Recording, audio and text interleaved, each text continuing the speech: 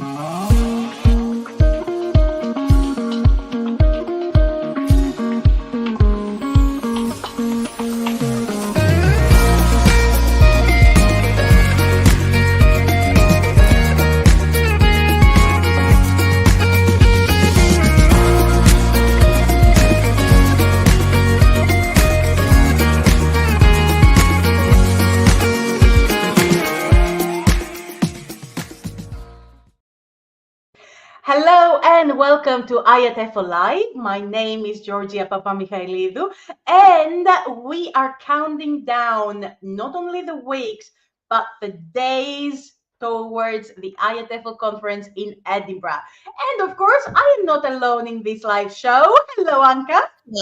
Hi, good to see you. It's good to see you again. It was only last week when we said hello. It was. Time flies. Absolutely, and we're getting closer to the conference. So for the people watching us from home, welcome to our live show. We have got two of our plenary speakers today who will be giving us a sneak peek of the conference. Also later today, John Barton will be talking as well about all of the interesting aspects of the conference as well. But enough from me. Anka, are you ready for your first guest? Oh, yes, absolutely. And this is going to be an interesting one. Well, they're all interesting, but this is very, very interesting. This is a unique, in the world of English language teaching, I think, and plenary speakers, Absolutely. This is an interesting, unique one. So let's invite in our live show, Dr. Carolina Kuepper-Tetzel. Dr. Carolina, thank you very much for joining us. Thank you for having me. Lovely. So Anka and Carolina, I'm going to let you lead the way. And I am ready to take all of the answers in the background. So people watching us from home, please feel free to ask any questions that you have for Carolina and her plenary or the content of her plenary as well. Write all of your comments in the comment section as well. Well, the first question's for me. And I don't want to sound very rude when I say, who are you? But Carolina, can you tell me something about yourself? Hello, thank you again for having me. It's great to be here today. So my name is Dr. Carolina Kuepper-Tetzel, and I'm a senior lecturer in psychology at the School of Psychology and Neuroscience at the University of Glasgow. And my area of expertise is applying cognitive science to the classroom, to education. And to do that, I do research on, in my case, different learning strategies that are informed by cognitive psychology. And cognitive psychology is the area in psychology that investigates how we remember information, why and how we forget information, how we solve problems, and all these important cognitions that can be applied to the classroom, to student learning, and to teacher practice.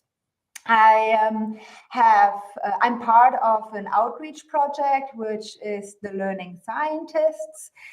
So we engage in science communication on the science of learning, and I have founded the Teaching Innovation and Learning Enhancement Network as a way to connect with teachers across different educational levels. I did my PhD actually at the University of Mannheim in Germany, and then two postdocs, one at York University in Canada, in Toronto, and one at Washington University in St. Louis in the US. And then I moved to Scotland after that, and now I'm in Glasgow. So I really enjoy outreach projects. I enjoy communicating with a broad audience to disseminate the science of learning. That's me. I'm impressed. And generally sounds very impressive.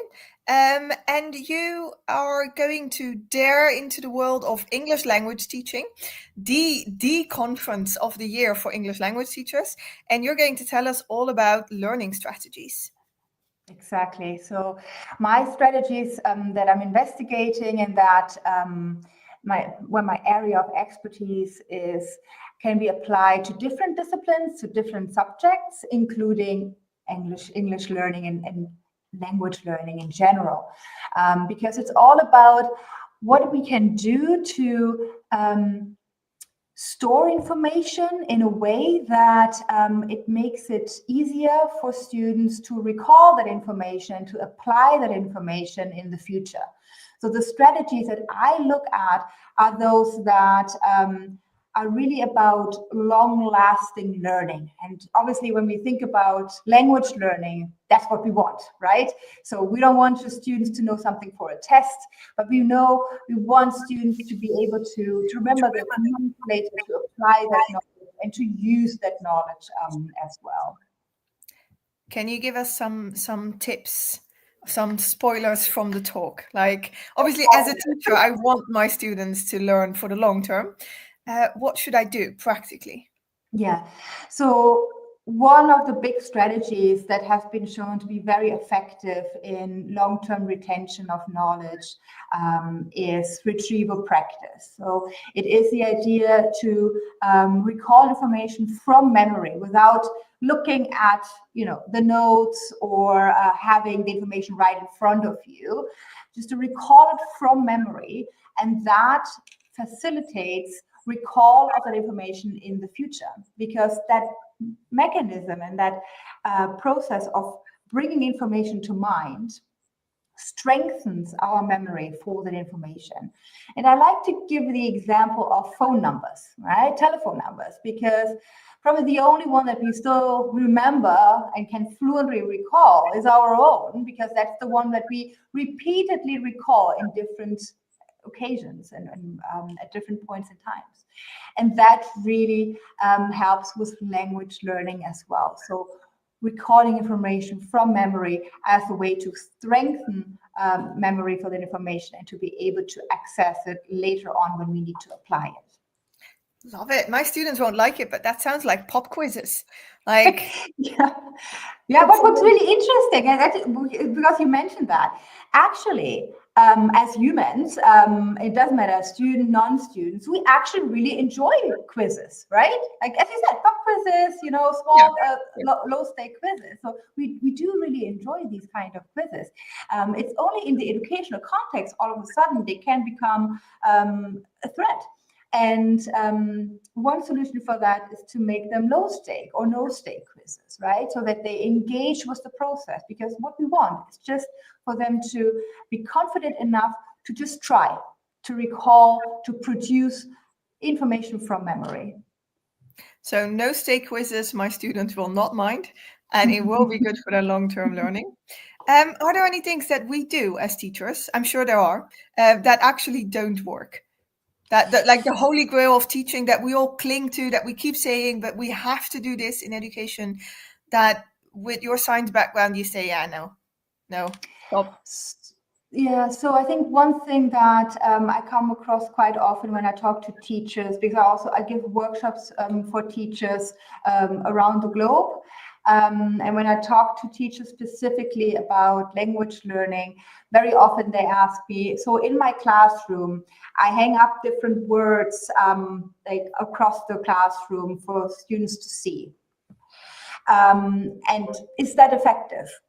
Now, the thing is with that is that if you just have it across the room for people to take it in and reread over and over, we know from research that just rereading information over and over doesn't really make it stick.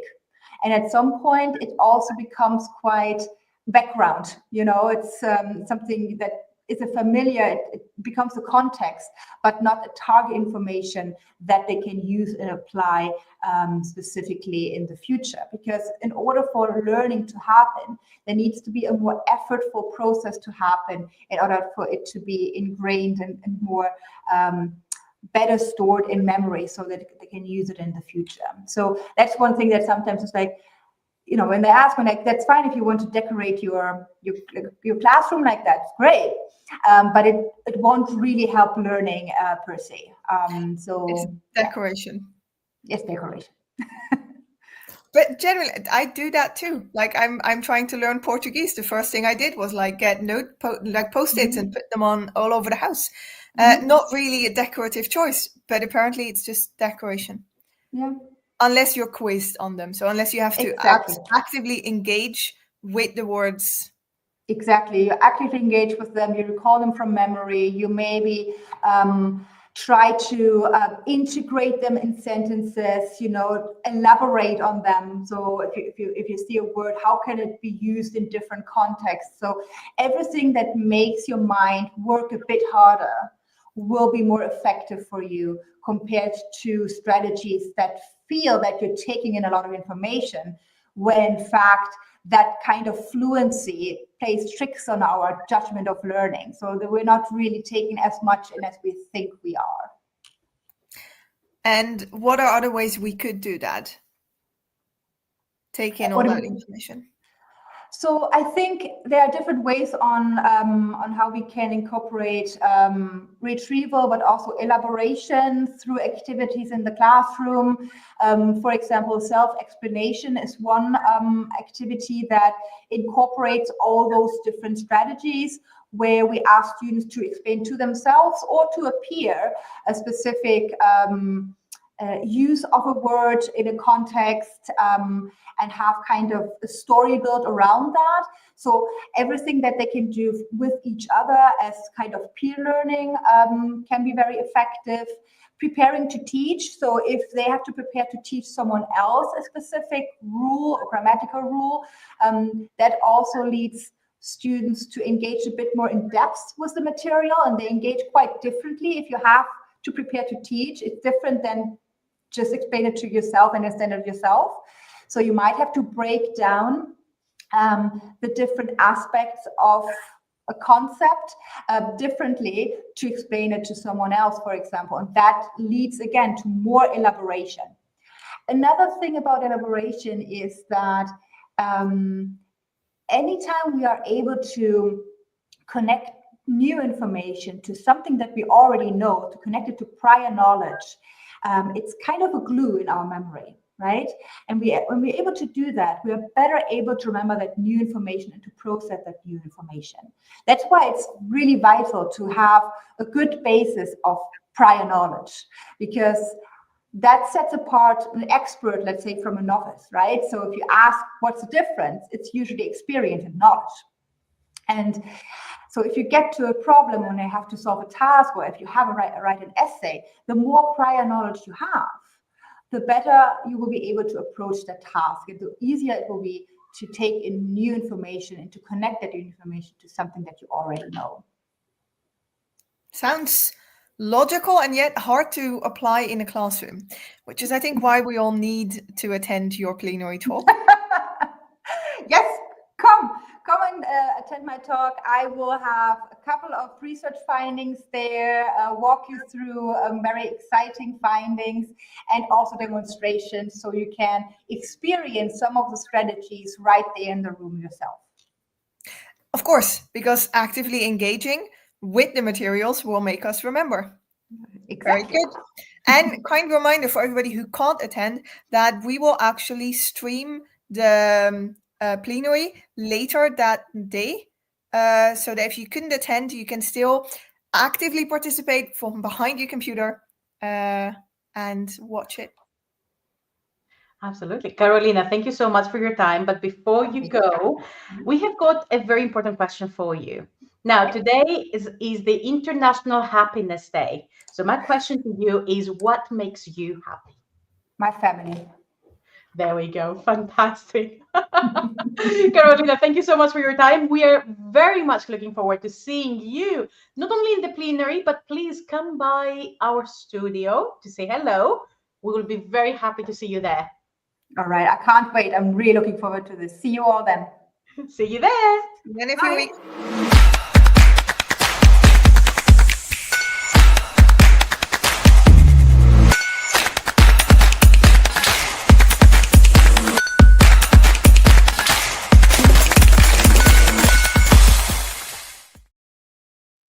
Now, Anka, we have got our next plenary speaker waiting as well.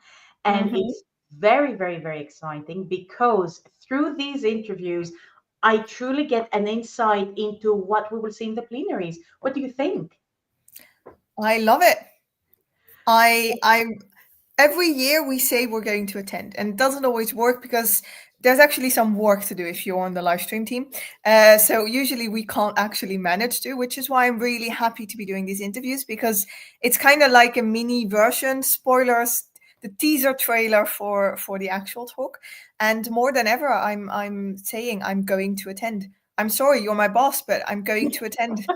I'll skip my other work, but I must say, these every theories I year, have to see. every year I say this, that, oh, this year we have got fantastic plenaries.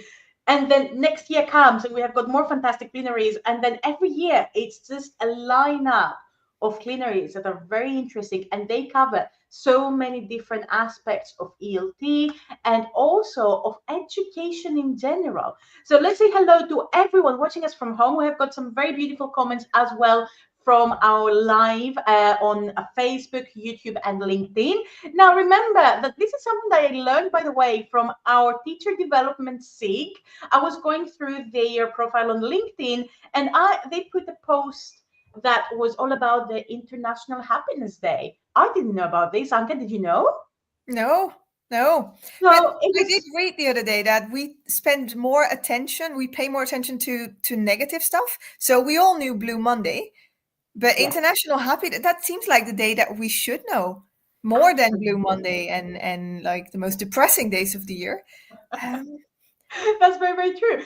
And now the question for the audience, of course, is what makes you happy? Let us know in the comments. oh, and For Georgia, now, what makes you happy before we continue with the next speaker? Now I want to know what makes you now, happy. Anka, that's a very easy answer for me, because we are, and I mean it, a few weeks just before the IATEFL conference, which is my happy place. Yes, we are in the studio all day long. Yes, we go around the conference, we meet people, and it's very exciting.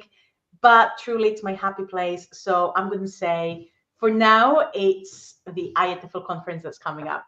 Anka, what about you? Life, everything. Oh. Family, friends, the sun is shining. You can't feel it because it's in the Netherlands, so the sun doesn't actually feel warm. But I'm inside, so it looks like it is. I don't know. My cat's relatively tidy house behind me. It's sort of all the small things that make me happy. That's brilliant. So let's invite our next speaker. So we have got Dr. Daniel Xerri. Hello, Daniel. Hi, hello everyone. Hi Georgia. Hi Anka. Hi. Welcome to our live show, Daniel. Thank And you. of course, Daniel, we're going to ask you the same question. What makes you happy? Well, I mean, I could just do what Katarina did and say family, which is obviously something that makes everyone who has a family happy. But what makes me very happy is enjoying time on my motorbikes and diving.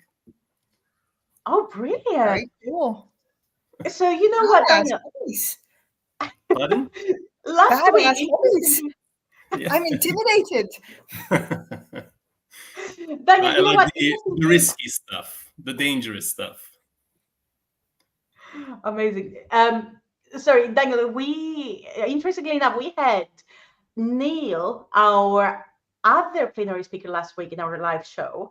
And Neil told us that, well, he promised me that we would go swimming every day while we are at the conference in Edinburgh. So does that mean that we will go diving together in Edinburgh or not? Well, I mean, if you go to the Orkney Islands or the Shetland Islands, there are places where you can do diving, but it will be very, very cold. So I would suggest coming to Malta or going to Greece and enjoying it there instead. That's very true. Right, I'm going to That's leave very you wise. to. I'm going to leave you to then for the interview. Just for the people watching us from home, feel free to write your comments in the comment section. And Daniel, I will see you shortly. See you. And we continue talking about science. But before we do, Daniel, obviously everybody knows you, almost everybody, but for the few people who don't, could you introduce yourself? So I'm an associate professor in applied linguistics and TESOL at the University of Malta. I also chair an organization in Malta called the ELT Council. I've been involved in IATEFL on and off for quite a few years, and I've also occupied positions within a special interest group within IATEFL. As part of my job, I'm a teacher educator, And I also do research on teacher education, on the way teachers learn, professional learning. And my main area of interest in terms of research is how we bridge research and practice, and how we make research more accessible, more teacher-friendly, and something that can contribute to transforming the classroom. This is also the topic of your plenary, of course, which leads me to the next question. How do we do that? Well, I mean, first and foremost, we have to understand that sometimes language teachers have a difficult relationship with the very notion of research. And that is something that is created by a variety of factors. When we examine what it is that makes some teachers scared of research, we realize that this might be because of conceptions related to research that have been inherited from academics or from specific theorists who talk about research. And teachers assume that that is what research consists of. That is the only thing that research consists of. So in order to ultimately make research more accessible for teachers, one of the most important things to do is to understand how they look at research and how we can democratize research so that everyone feels that this belongs to them. Why do you think that is? Because you're right, and I've heard that mentioned before. As an English teacher, I'd hear colleagues say, yeah, there's research, it's just theory. They don't know what it's like actually on the floor working. Why is that? Well, maybe because when we think of classroom research, sometimes we associate it only with the research that academics do. And here I'm not saying that academics like myself and others, we don't have a role and we don't contribute to the significance of classroom research. Yeah. But at the same time, classroom research can also be something that teachers and the learners contribute to. And this is something that I'm very interested in, because I believe that if we're using a term like classroom research, we shouldn't only approach it from the perspective of the people outside of the classroom, but we should primarily try to put teachers and learners at the very center of the research process, not as individuals to be studied, examined, but as people who are actually actively contributing to the generation of knowledge. The co-creation of knowledge is something that is happening by means of teachers and learners working together to answer the questions that they might have about the complex conditions within the classroom, and sometimes even in collaboration with people outside of the classroom, like academics. So when I think of classroom research, I like to think of it as something that is or can be highly collaborative, involving everyone in a more horizontal kind of approach, rather than something imposed on teachers or something that is hierarchical in nature. Yeah, so basically you're saying we have to become a part of it. Yes. Instead of always saying, those academics don't know, I'm too busy to even read studies, even though we need to because we want to improve our practice. You're saying the best way to do that is to work together and do it together. Teachers sometimes feel that research is distant from them because they might assume that this is an activity that either they don't have time for, or that it involves something that is completely alien to what they do on a day-to-day basis. So in order to make it more accessible, perhaps one of the things to consider is how research can feed into what you do on a regular basis as a language teacher and even as a language learner, because some of the things that I'll be talking about in the plenary involve learners as co-researchers. So as people who are contributing to the creation of knowledge together with the teachers themselves and with people outside of the immediate teaching context. So yes, if we start seeing research as something that very much exists in tandem to what we do as language teachers, we no longer see it as something that we don't have time for, but actually it's part and parcel of what we're already doing. And let's admit it, many teachers around the world are reflective practitioners, and they have questions about what happens in the classroom. They have questions about their practices. They have questions about their learners, and they know how to find answers to those questions. They just don't describe it as research, because they might think that research needs to involve something that only people within a university context are able to do. In reality, individuals like myself who are interested in practitioner research, we do appreciate that what teachers do is very much a research-oriented practice. So you're saying we're already researchers? Or we already have the disposition to find answers for the questions that we're interested in. We're already interested in figuring things out, either on our own, or else with our colleagues, or else with our learners.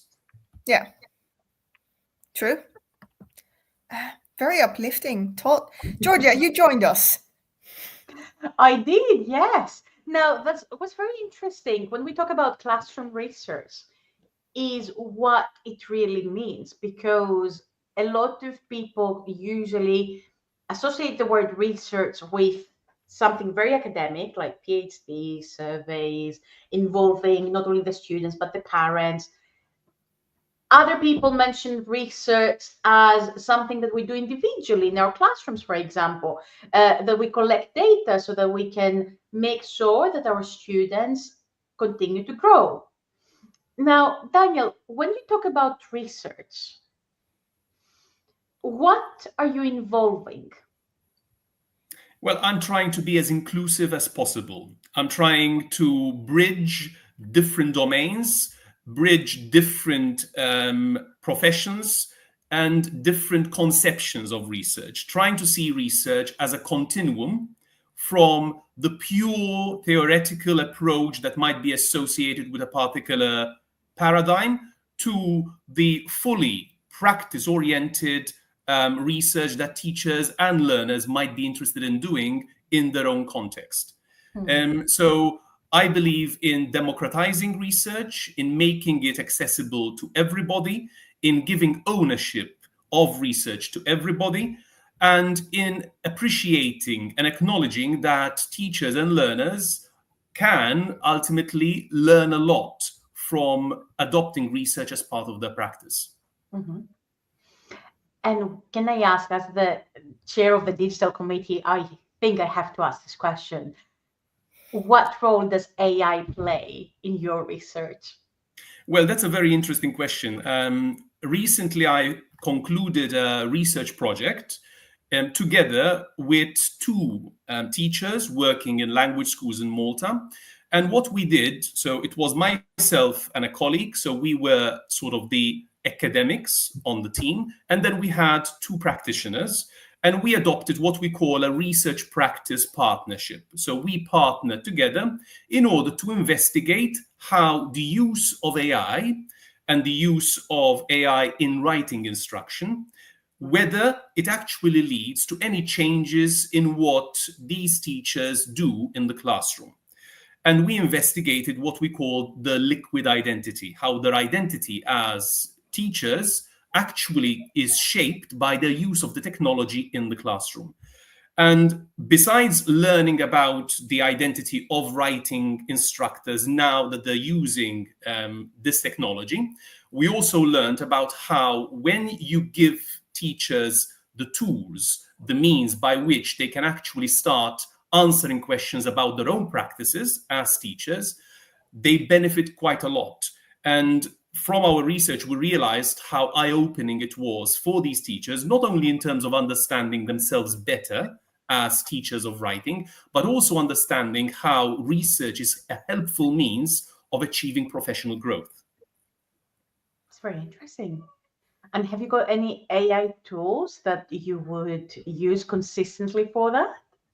Well, I mean, generative AI, there are so many different tools to use. In our project, we use something that was accessible to everyone in the room. That is not only the teachers and ourselves as the academics, but also the learners. So we went with ChatGPT, And over a number of weeks, what the teachers were doing in 2 different schools with the learners, they were following process writing lessons and learning about how, via prompt engineering and other techniques, they were enabling the learners to actually develop their writing skills. And the teachers themselves were developing or else reconceptualizing their role as writing instructors, now that writing itself is in a way changing as a result of these new technologies. That's very true. And we have got a very interesting comment from a member of our audience. So Chris saying it is useful if you can ask questions about complicated research. And this can be done using Gen AI, such as Notebook LM, which I'm not familiar with, to be honest, Gemini or ChatGPT. Okay. If I'm understanding the question correctly, whether AI can contribute to the research process. And yes, it can. I mean, you can nowadays, even within a university context, we know that Gen AI is very helpful in enabling us to plan the research process, to come up with better research questions, to design research instruments, and also to analyze research data. There are obviously ethical considerations to bear in mind, especially if you are using data that is generated by people. We always have to think about issues of consent and what happens to the data, where it's placed, on which server it ends up on.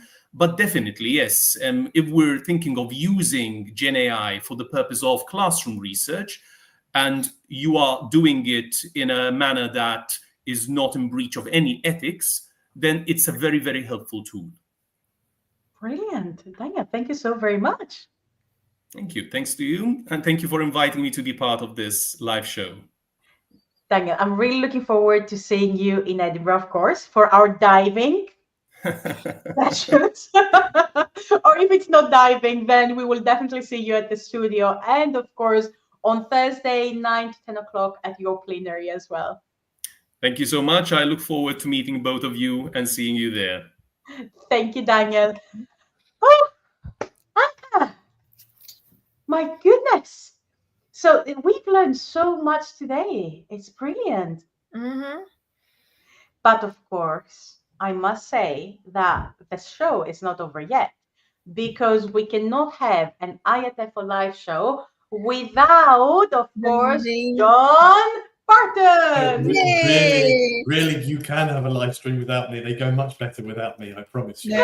No.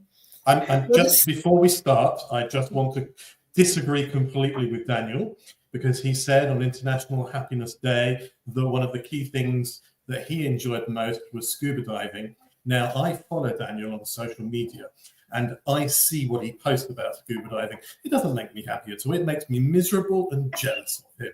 So I'm totally disagreeing with him about his scuba diving. There we go. Sorry. John, you can join us for our swimming and diving sessions with Neil and Daniel. I'd be very happy to watch, but I'm not doing. Definitely, I had a heart attack. I couldn't do that. For goodness sake. Madness. But you know what, John?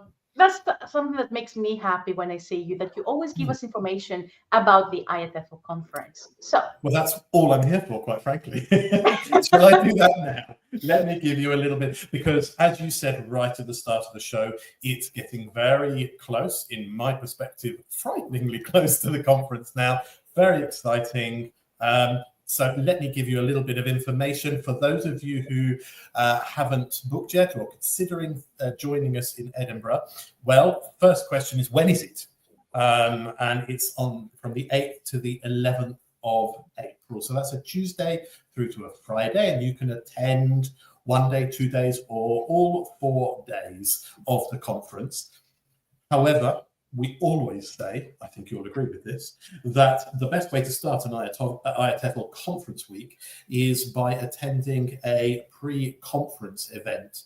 And we're doing not 1, not 2, but 13 different pre-conference events being organized by our special interest groups in unique and specific areas of our profession. So these are individual 1-day conferences on the Monday, the day before the main conference starts. And it's a great way to start the week, to make connections, and to focus in on a specific area of interest to you. Okay, moving on, I would say, have a look at the IATEFL website. And one of the main reasons to visit the IATEFL Conference website, IATEFLconference.org, now is that since we last spoke, the conference program has been released. So you can go to the About the Conference page, and on the drop-down menu, you'll see the conference program there, and you can flick through it, read it, download it. Such an important thing to do at this point, I would say. If you're thinking about attending and joining us in Edinburgh, it's going to give you a flavour of the over 500 academic sessions throughout the week. If you are booked in to join us, then this is your time to go through and highlight, select those sessions that you don't want to miss, to make the most of the experience. One more thing I wanted to mention, and I had a little test for you both. Have you ever heard of an ETA? Now, there's a little prize if you know the answer to this. ETA? Yeah. Is it like expected time of arrival? That's excellent, and yet not in relation to the conference. No, it's actually called an electronic travel authorization. And we've been mentioning this a little bit over the last few weeks and months, but for many, because many of you are joining us from outside of the United Kingdom, and traditionally you may have perhaps not needed a visa or needed a visa. Well, these electronic travel authorizations have replaced the visa for many, many people in, I think at the moment, the latest figure is over 88 countries. And the beauty of them is that they're really easy and quick to get.